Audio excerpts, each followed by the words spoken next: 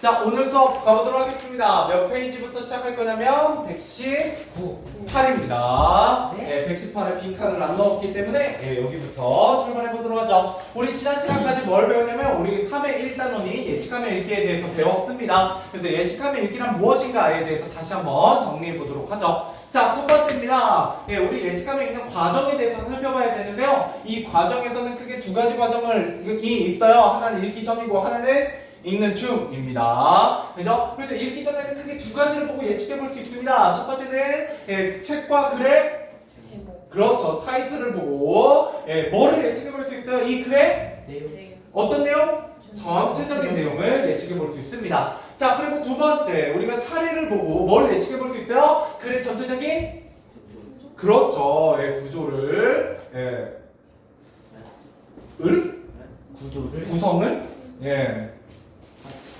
뭐 구조나 구성이나 같은 거긴 한데 구성을 예측해 본다 이렇게 보도록 하죠. 그죠? 그 다음에 읽는 중에 가면 문장이나 문단 이런 것들을 보고 글의 구조와 글쓴이의 의도, 그렇죠, 생각입니다.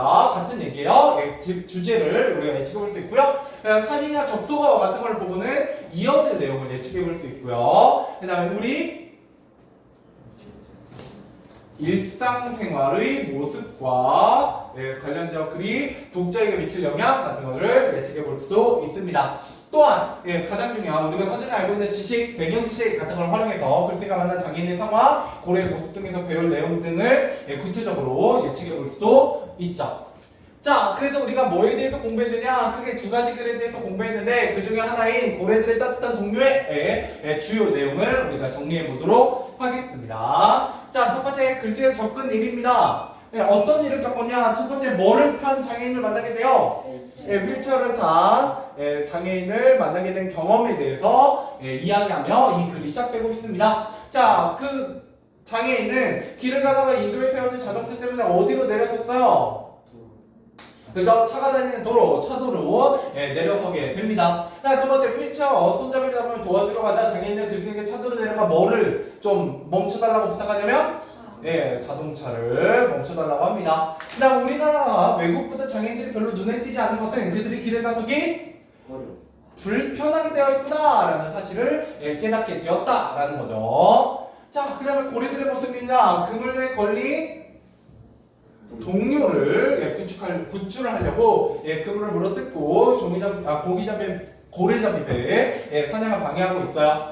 두 번째, 상처를 입어 물 위로 올라와 숨을 쉴 수 없는 동료고래가 충분히 기력을 되찾을 때까지 친구를 등에 업고 떠받쳐주는 모습도 우리가 볼 수 있었죠. 자, 그 다음에 무언가로 괴로워하는 동료고래 곁에 오래 있어주는 고래들의 모습을 통해서 이렇게 소외된 약자를 배려하는 고래들의 모습을 볼 수가 있었습니다. 자, 이렇게 글쓰기가 겪은 일과 고래들의 모습, 즉 장애인과 고래를 비교하면서, 그죠? 글쓰기가 전하고자 하는 생각은 문제점입니다. 우리 사회는 어디에서? 그렇죠, 일상생활에서 장애인과 함께 살아갈 준비가 되어 있지 않다라는 얘기를 했었고요. 그 다음에 해결 방안에서는 장애인들이 우리 사회에서 당당히 살아갈 수 있는 여건을 말해준 뒤에 차별이나 편견 없이 장애인을 대해야 된다. 우리가 특별한 장애인의 날 같은 걸 굳이 선정할 필요가 있다 없다 막 이런 얘기들을 했었다라는 거예요. 자, 그 다음에 주요 포인트 가보도록 하겠습니다. 자, 예측하며 읽을 때 활용할 수 있는 요소와 예측할 수 있는 내용입니다. 자, 예측하며 읽을 때 활용할 수 있는 요소들은 이런 겁니다. 제목이나 차례, 접속어, 문장, 문단, 사진과 같이 글 자체에 드러난 정보이고요. 그 다음에 독자가 가지고 있는 그렇죠, 배경 지식이나 경험을 통해서 예측해 볼 수 있고요. 읽기가 이루어지는 구체적인 상황을 가지고도 예측해 볼 수 있습니다. 자, 그다음에 예측할 수 있는 내용입니다. 글의 전체적인 내용 및 구성, 이어진 내용, 글쓰기의 의도, 그 다음에 글이 독자에게 미칠 영향 이런 것들을 우리가 예측해 볼 수 있습니다. 글의 전체적인 내용은 제목을 보고 구성은 차례를 보고 예측해 봤고요. 이어진 내용은 접속어나 문장, 문단의 중심 내용을 가지고 예측해 봤고요. 그 다음에 독자에게 미칠 영향 같은 경우는 이 글에 드러나는 어떤 깨달음 이런 걸 통해서 예측해 봤습니다. 자, 그 다음에 같은 글을 읽어도 예측한 내용이 서로 다른 내용입니다. 자, 글을 예측할 때 활용한 요소가 다 다르기 때문이에요. 이런 요소들이 사람마다 쓰는 요소가 다르기 때문이고요. 그 다음에 독자의 경험이나 배경 지식 같은 것도 다 다르기 때문이죠. 자, 그런데 우리가 이 단어를 통해서 예측하며 읽을 때의 효과는 무엇이냐라고 했을 때 글과 관련된 경험, 배경지식을 활용하여 글의 내용을 더욱 깊이 있게 이해할 수 있고요. 그 다음에 예측한 글의 내용과 실제 글의 내용을 비교해봐서 그 과정에서 글을 더 집중해서 읽을 수 있고요. 자신의 읽기 과정을 점검 조정하며 어떻게 읽을 수 있다? 스스로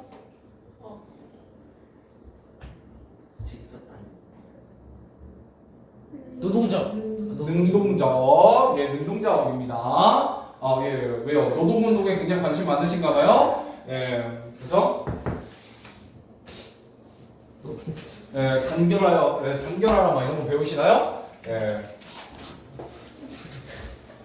그럴 수 있어요. 예. 혹시 가장 좋아하는 책이 칼 마르크스의 자본론 막 이런 건가요? 누구예요? 예. 아, 공산주의를 만든 사람이에요. 아, 예. 왜요? 그럴 수 있죠. 예. 노동 인권 막 이런 거에 관심 많으실 수도 있죠. 자, 가보도록 하죠. 자, 문제 다 풀어져 있죠? 지난 시간에 제가 문제 푸는 시간 좀 드리고 마무리를 했었기 때문에 1번부터 천천히 한번 가보도록 하겠습니다. 자, 이 글에 대한 설명을 알맞지 않은 거 아닙니다. 정답 몇 번이에요?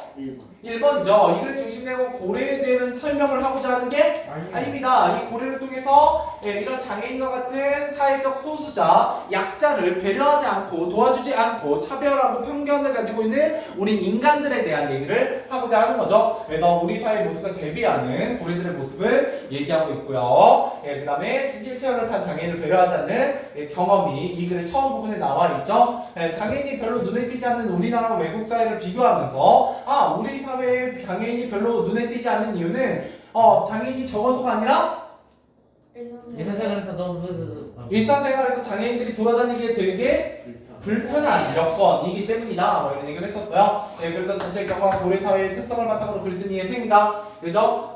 장애인들을 배려하고 여건을 만들어줘야 된다라는 얘기를 하고 있습니다. 자, 2번. 이 글에 나타난 글쓰기 생각으로 알맞지 않은 거 어디입니다. 1번. 장애인의 나라만 유난스럽게 장애인을 위하는 것은 옳은 일이 아니다. 맞아요, 틀려요?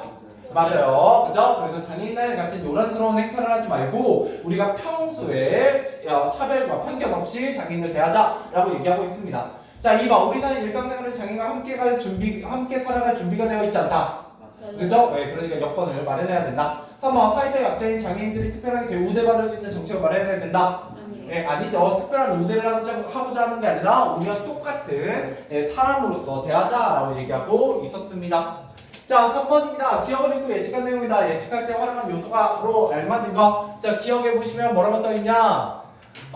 차들은 여전히 매정하게 우리 앞을 가로지고 있었고 세워달라는 내가 손을 흔들때면 더 빠른 속도로 달려오고 있었는데 이거와 관련해서 우리나라 운전자들이 보행자를 잘 배려하지 않는다는 뉴스를 본 적이 있죠? 이건 뭐에 대한 얘기다? 그렇죠. 우리가 배경지식을 가지고 그 내용을 예측해보고 있는 겁니다. 자, 그 다음 5번으로 나오죠. 자, 이 글을 통해 알 수 있는 내용이 아닌 것은 입니다. 1번 종이옷의 장점 나와요? 안 나와요? 나와요. 나타나는 거 아니에요? 나와요. 봐봐. 왜요? 솜을 대신하고 솜과 함께 썼을 때 그 효과를 최대한 높일 수 있는 재료가 종이옷이기 때문에 종이옷은 좋다 안 좋다? 좋다. 왜? 조선의 생활환경 속에서 솜이 늘 부족했기 때문에 그걸 보강하는 걸로 종이옷이 좋더라 이런 얘기 했었어요. 2번 종이옷을 만드는 방법 나와요. 나오죠. 그죠? 솜 사이에 종이를 끼워 넣으면 돼요. 3번 옷감 사이에 종이를 넣는 이유 나와요. 그죠? 종이를 넣으면 어떻더라? 어떤 점이 좋더라? 따뜻해요. 더 따뜻하더라. 왜? 뭐가 형성되기 때문에 여러 개의 공기층이 생겨 추위를 잘 막아주기 때문이죠. 그죠? 자, 그 다음에 솜옷보다 종이옷이 더 따뜻하다. 안 나와요? 그런 얘기는 안 했었죠. 여러분 아무리 그래도 뭐가 더 따뜻해? 솜옷이 더 따뜻한데 솜옷은 충분히 생산되지 않기 때문에 어쩔 수 없이 종이옷을 그나마 차선책으로 사용하는 거죠. 자, 그리고 특히 이 솜 사이에 종이를 넣게 되면 어떤 점이 또 좋아요? 따뜻하고 또 취를 막아준다 했잖아요. 여기 추위를 막아줘요. 또 종이가 들어가면 원래 솜이라는 게 어때요? 막 뭉치죠. 그래서 옷 막 한쪽으로 막 쏠려요. 그러면은 솜옷이 좀 덜 따뜻한데 이 종이옷이 들어가면 마찰력이 생기기 때문에 솜이 한쪽으로 쓸려서 이게 솜옷이 망가지는 걸 좀 막아준다라는 거죠. 정답은 5번입니다. 종이의 거치거나 표면 때문에 마찰력으로 인해 솜이 늘어지는 떨어지는 것을 막아준다라는 거예요. 자, 여기 있죠. 그래서 옷감 사이에 종이를 껴 넣어 입으면 옷감만으로 옷을 지었을 때보다 천막을 막는 효과가 한층 커지고, 그죠? 예, 그 다음에 그래서 공기증이 여러 번 생기기 때문에 추위를 더욱 잘 막아준다. 이게 바로 2번에 대한 얘기였고요. 예, 그 다음에 마찰력이 생겨서 솜이 미끄러져 아래쪽으로 늘어지면서 떨어지는 걸 막는다. 이게 바로 5번에 대한 얘기가 되겠네요. 됐죠? 예, 그래서 그냥 본문 안에서 찾아보시면 되는 거고요. 자, 그 다음에 7번 가보도록 하겠습니다. 네, 7번. 자, 기억 뒤에 이어질 내용으로 적절한 거, 기억. 그래서 왜 옷감 사이에 종이를 넣느냐라고 물어봤으니까, 당연히 왜 옷감 사이에 종이를 넣는지에 대한 이유가 나오면 되겠죠? 정답은? 5번. 네, 5번입니다. 옷감 사이에 종이를 넣는 이유. 자, 넘어가 보도록 하겠습니다. 오늘은 타당성 판단함을 듣기라는 새로운 단원을 한번 출발해 보도록 하죠. 자, 우리는 뭐에 대해서 공부해 볼 거냐면 타당성 판단함을 듣기에 대한 얘기예요. 타당성이라는 건 그 글에 나타난 주장과 근거가 과연 합리적이냐, 논리적이냐 라는 걸 따지는 게 바로 타당성 판단함을 듣는 거입니다. 그러니까 국어에서는 어떤 말이나 글을 읽을 때, 말을 듣거나 글을 읽을 때 무조건 어떻게 듣는 걸 좋아한다. 그대로 수용하는 게 아니라 어떻게 듣자? 합리적으로 의심하면서 비판적으로 듣자라고 얘기하게 돼요. 자, 그리고 타당성을 판단하면 들어야 되는 사항은 여러 가지가 있습니다. 첫 번째 연설이요. 그래서 연설도 일종의 주장과 근거를 펼치는 말하기이기 때문에 타당한지 따져봐야 되고요. 두 번째 뉴스 보도입니다. 거기에 담긴 정보가 사실인지 판단해봐야 돼요. 그래서 여러 친구들 얘기도 조심해야 되잖아요. 한 친구의 이야기만 들으면 그 친구 편을 들게 되는데 알고 보니까 어때요? 그 친구도 그닥 잘한 게 아닐 때도 없을 때도 꽤 있죠. 그래서 어떤 정보를 들을 때도 양쪽에 어느 한쪽에 치우친 정보보다는 균형 잡힌 시각으로 바라볼 수 있어야 됩니다. 그냥 광고, 그 효능이 어떤 효능에 대한 과장 이런 것들이 있는지 생각해 봐야 하죠. 항상 광고에서는 우리 제품이 훌륭해요, 좋아요 뭐 이런 얘기를 하는데 진짜 좋은지를 꼭 따져봐야 합니다. 자, 그 다음에 강의냐 발표입니다. 이치에 맞는 근거를 제시하고 있는지 확인해봐야 된다. 그래서 여기서도 역시 근거, 이런 거에 대한 타당성 판단해봐야 합니다. 자, 그래서 특별한 상황에서만이 아니라 일상생활에서도 내용의 타당성을 판단하며 들어야 된다. 항상 그래야 된다. 이렇게 보시면 되겠고요. 자, 그 다음에 3. 내용의 타당성을 판단하는 기준입니다. 항상 근거와 주장 간에 뭐가 있어야 되냐면 연관성이 있어야 돼요. 관련성이 있어야 됩니다. 그래서 첫 번째 우리가 그 근거가 타당한지를 따져볼 때는 연관성을 생각해 보게 되고요. 두 번째 근거로부터 주장을 이끌어가는 과정에 오류는 없는가 예요. 그래서 이게 진짜 맞나? 논리적으로 오류가 있진 않나? 이런 것들 따져봐야 되고요. 세 번째는 됐고, 네 번째 근거로부터 주장을 이끌어가는 과정에 영향을 미치는 다른 정보가 있을 수도 있습니다. 진짜 그게 이것 때문에 일어난 일이야? 혹시 다른 것 때문에 일어난 게 아니야? 라고 얘기할 수 있어요. 예를 들어 에어컨을 틀어서 그죠? 교실을 시원하게 하면 애들이 공부를 잘한다 라고 했을 때 꼭 에어컨의 온도만이 여러분들이 공부를 잘하는데 영향을 끼치는 건 아니죠. 다른 정보가 있을 수 있어요. 그죠? 뭐 전날에 일찍 잤다든지, 아니면은 선생님이 좀 더 재밌게 수업을 하는 선생님이 들어왔다든지, 아니면 그 파트가 유독 내가 좋아하는 내용이라든지, 뭐 이런 여러 가지 요소가 있을 수 있죠. 이런 게 바로 다른 정보입니다. 그래서 타당성을 판단을 들을 때 고려해야 될 점입니다. 명확하게 파악해야 돼요. 주장과 근거가 일단 무엇인지를 정확하게 파악하는 게 중요하고요. 두 번째, 주장과 근거가 논리적으로 합리적인지 생각해봐야 되고요. 세 번째, 주장과 근거 사이에 그렇죠, 논리적 관계가 어떤지를 파악하면서 타당성을 판단해봐야 합니다. 자, 그러면 타당성 판단을 듣기 효과, 우리가 대체 이 단원을 왜 배우느냐, 타당성 판단면 뭐가 좋냐에 대한 얘기예요. 자, 첫 번째, 내용을 비판적으로 수용하고요. 그 다음에 능동적으로 참여하면서 의사소통을 할 수가 있고, 상대방의 말을 합리적으로 판단할 수 있고요. 비판적으로 듣고, 그 다음에 합리적인 판단. 우리가 어떤 물건을 살 때 광고에 너무 혹하지 않을 수도 있어요. 자, 그 다음에 타당성 판단 과정에서 주장과 근거를 분명히 파악하게 되어 내용을 깊이 있게 이해할 수 있습니다. 네, 잘 이해할 수 있더라 이렇게 보시면 되겠습니다. 자, 1번 가보도록 하죠. 자, 타당성을 판단하며 들어야 하는 상황이 아닌 것은입니다. 자, 이 중에서 내가 주장과 근거를 따져가면서 이 정보가 정확한지를 따져가면서 읽을 필요가 없는 글은 몇 번이요? 1번이죠. 시 같은 거 그냥 감상하면 돼요. 굳이 비판적으로 들을 필요가 없죠. 자, 2번으로 넘어가 보도록 하겠습니다. 자, 타당성을 판단하며 듣기에 대한 설명을 옳지 않은 것은 1번 주장과 근거를 명확하게 파악해야 된다. 맞아요? 틀려요? 맞아요. 일단 명확한 파악을 먼저 해야 우리가 타당성을 따져볼 수 있고요. 2번 근거와 주장 간에 연관성이 있는지 따져봐야 된다. 맞아요. 연관성. 3번 근거로부터 주장을 이끌어내는 과정에 오류가 없는지 생각해봐야 된다. 맞죠. 오류 생각해봐야 되고요. 4번 강연, 연설과 같은 특별한 상황에서만 내용의 타당성을 판단한다. 아니죠. 네, 정답은 4번이 되겠습니다. 자, 그 다음에 3번으로 넘어가 보도록 하죠. 타당성 판단함에 들어야 되는 이유로 적절하지 않은 것입니다. 1번 내용을 깊이 있게 이해할 수 있다. 맞아요? 틀려요? 맞아요. 2번 상대방의 말을 비판적으로 수용할 수 있다. 맞아요. 3번 자신 생각이 옳다는 걸 증명할 수 있다. 아니죠. 이런 거 하려고 우리가 비판적으로 듣는 건 아니고요. 합리적으로 따져보려고 하는 거죠. 역시 내 생각이 옳아! 막 이런 걸 얘기하려고 하는 건 아닙니다. 자, 타당성을 판단하며 듣는 방법을 이해해 보도록 합시다. 첫 번째 글은 발표예요. 이 발표는 여러 가지 근거를 가지고 주장하는 발표입니다. 그래서 뭐가 주장이고 뭐가 근거인지를 한번 살펴보도록 하죠. 자, 저는 오늘 여러분께 우리 나이 계산법을 통일해야 한다는 이야기를 하고 싶습니다. 이건 아직 교과서가 만 나이가 공식적으로 채택되기 전에 만들어진 내용이에요. 올해부터는 만 나이죠? 그렇죠. 그래서 여러분 몇 살이요? 13살이요. 생일 지나셨으면 13살이고요. 생일 안 지나셨으면 12살이죠? 그죠? 그리고 원래 관습적인 나이는 몇 살이요? 14살. 14살이고요. 그래서 원래 우리나라에는 총 나이가 이렇게 한 학년에 3개가 있었어요. 모두 다 14살이면서 생일 기준으로 13살도 있고 12살도 있죠.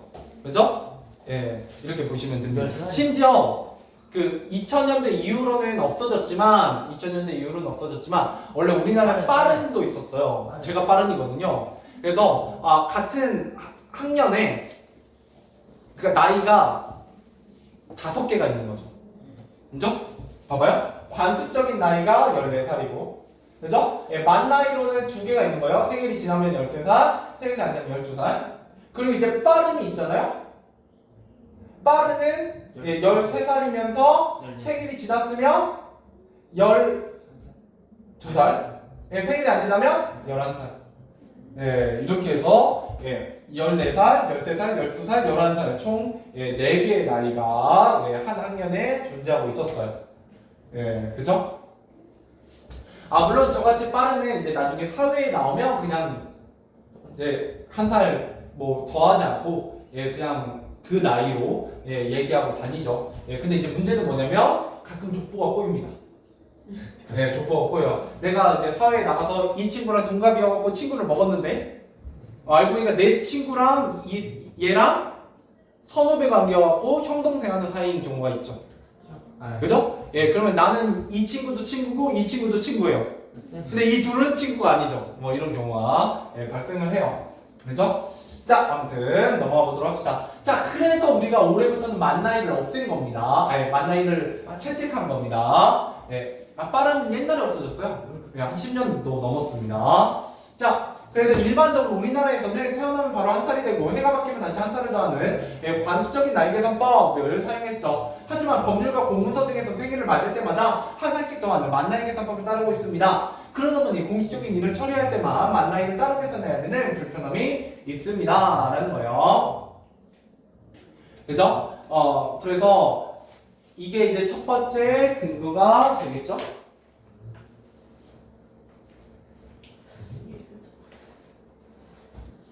이게 근거 1입니다. 공식적인 일을 처리할 때만 만 나이로 계산해야 되는 불편함이 있다. 이게 이제 만 나이가 채택되지 않았을 때 불편한 점 1이에요. 그러니까 만 나이 계산법을 사용하자라고 얘기하는 근거가 되죠. 그래서 이런 뉴스에 나오는 나이는 무조건 만나입니다. 예, 근데 우리나라 만나기가 되게 복잡해요. 나중에 여러분 사회 시간에 다 외우거든요. 자, 고3이 되는 만 18세 생일이 지나시면요. 투표가 가능해지고요. 두 번째, 운전면허 따는 게 가능해요. 그래서 고3이어도 운전 가능합니다. 예, 생일 지나시고 운전면허를 따시면, 알겠죠? 따는데 뭐 한 달 좀 넘게 걸리긴 하지만, 일단 제일 중요한 건 차가 있으셔야죠. 예. 근데 보통 여러분들 운전면허를 막 되게 관심이 있어서 빨리 따면 아버지 어머니가 되게 좋아하십니다. 왜요? 운전 지가 아들이 자식이 운전. 예, 자식이 그저 기사가 될 수 있기 때문에. 예, 특히 저도 제가 딸 때 아버지가 되게 좋아하셨어요. 술 먹고 대리 안 불러도 되겠구나. 예, 네가 좀 오렴. 네, 예. 용돈만 주시면 가죠. 그죠? 예. 자, 그런 거고요. 근데 이때 뭐는 못하냐면 술과 담배는 못해요. 그죠? 예. 그리고 보통 고등학교 2학년 생일이 지나면, 그러니까 만 17세죠. 지나면 뭐를 만들게 되냐면 주민등록증을 만듭니다. 있지.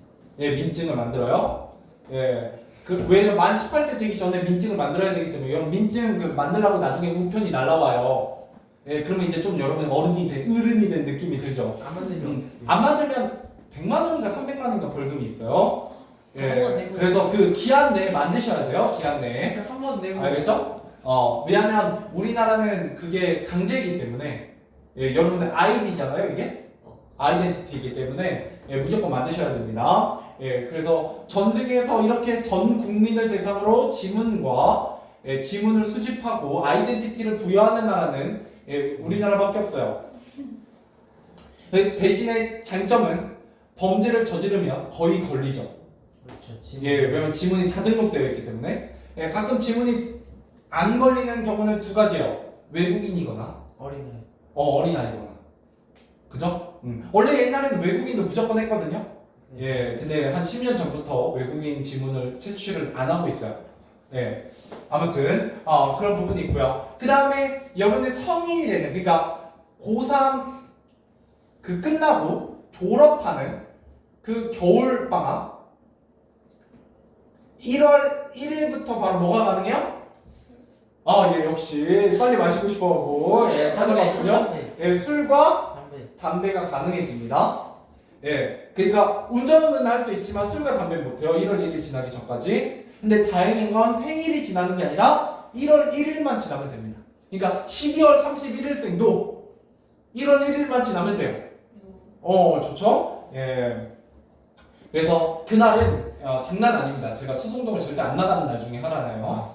예, 왜냐면 나가면 가끔 얼굴 아는 애들이 교복을 입고, 예, 추운데 막 1월에 되게 춥잖아요. 12월 31일날 막 추운데 수송동 놀이터 앞에 막 쭈그리고 이러고 있어요. 덜덜 떨면서 애들끼리 막 수다 떨고 있어요. 그다가 12시 땡 하면 뭐 하냐면 이제 좀 농담으로 주민등록증 여기에 딱 붙이고, 그죠?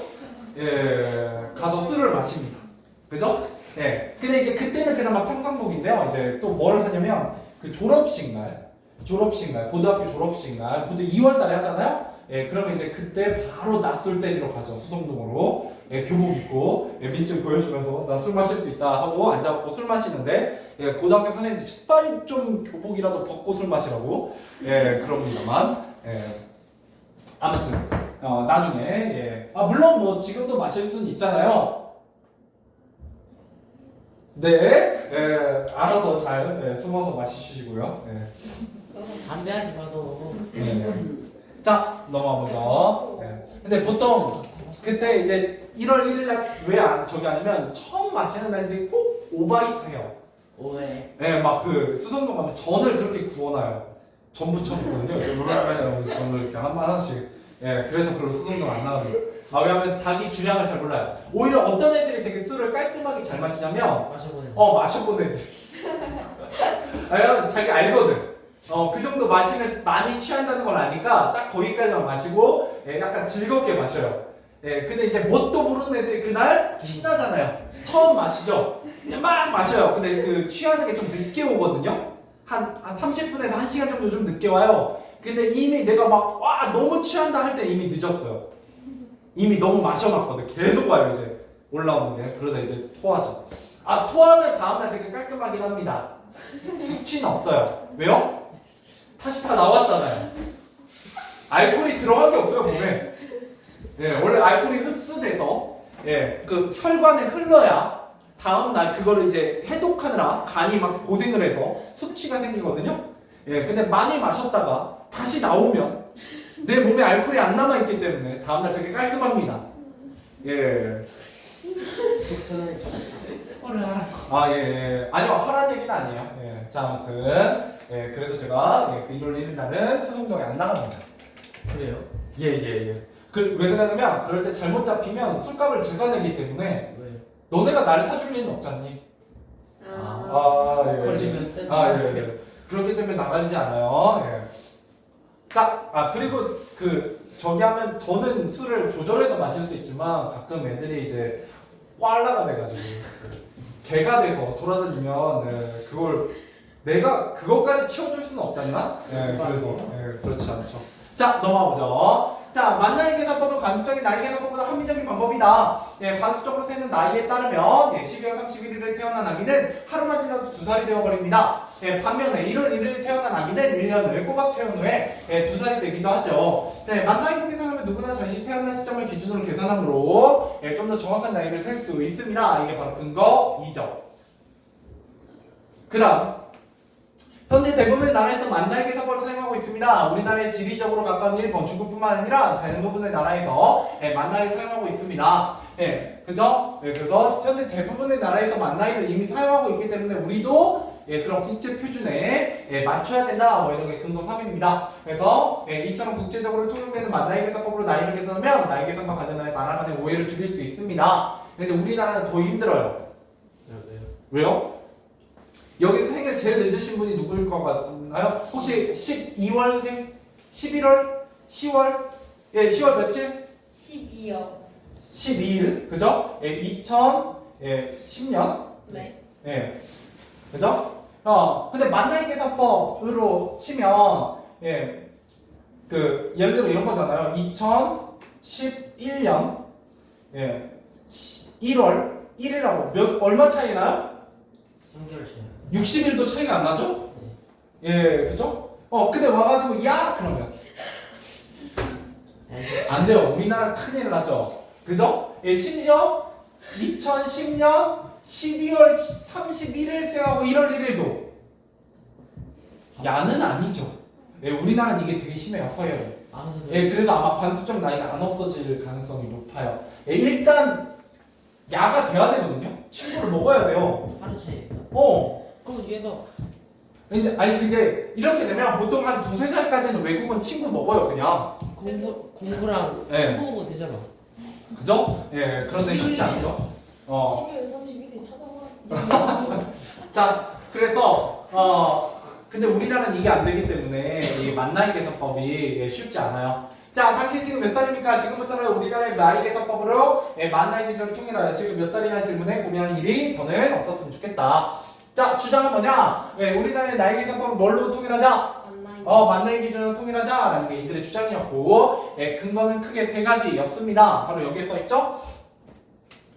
자, 태어나면 바로 1살이 되는 관습적인 나이 계산법을 법률, 공문서 등에 사용하는 나이 계산법과 틀려 불편함이 있기 때문이고요. 두 번째는 불과 며칠 차이로 나이가 차이가 발생할 수 있는 관습적 나이 계산법보다 만나이 계산법이 조금 더 어떻게 정확하게 나이를 세는 거다라는 거고, 현재 대부분의 나라에서 만나이 계산법을 사용하고 있기 때문에 우리도 만나이를 사용하자라고 얘기하고 있어요. 자, 이랬을 때 타당성을 판단해보면, 자, 계시다가 자, 발표자는 우리나라에서 일반적으로 사용하는 관습적인 나이 계산법과 공식적인 일을 처리할 때 따르는 만나이 계산법이 달라 불편한 점이 있다는 점, 관습적인 나이 계산법보다 만나이 계산법이 더 합리적이라는 점, 현재 대부분의 나라에서 만나이 계산법을 사용하고 있다는 점을 근거로 들어 우리나라의 나이 계산법은 만나이 기준을 통일하다고 주장하고 있다. 근거와 주장 사이에 연관성이 있어요, 없어요?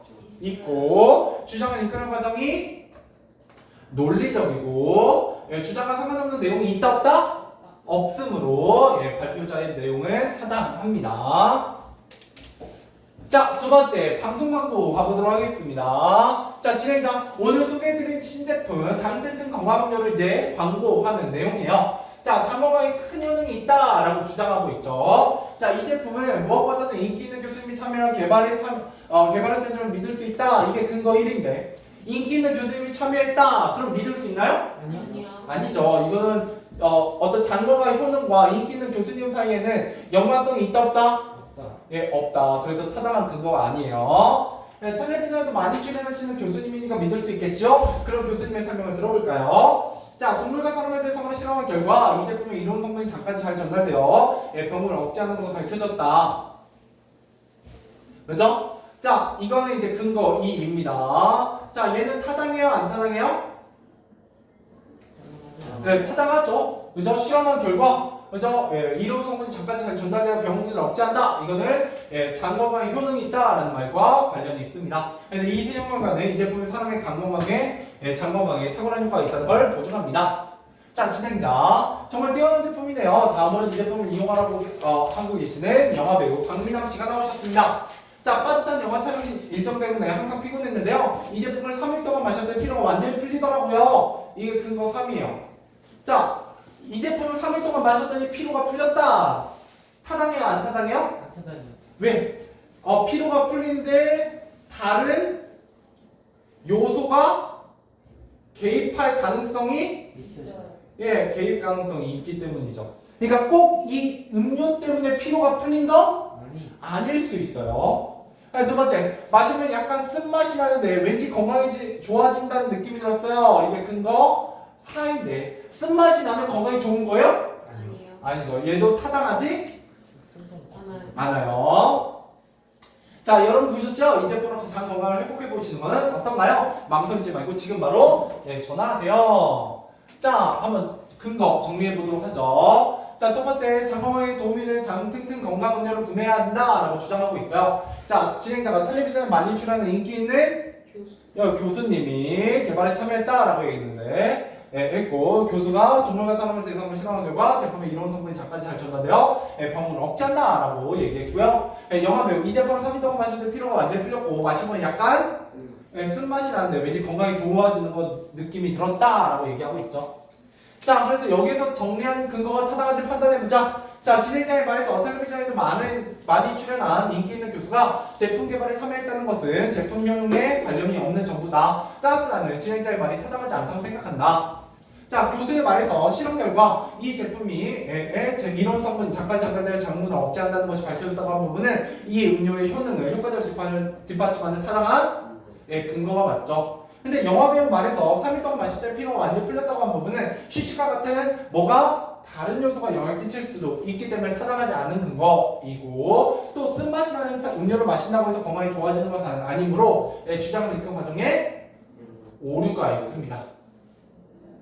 그죠? 얘는 관련 없는 정보, 그 다음에 다른 요소가 개입할 수 있고, 근거가 오류가 있다. 근거가 주장을 이끌었는데 오류가 있다. 이렇게 문제가 있다라고 얘기할 수 있습니다.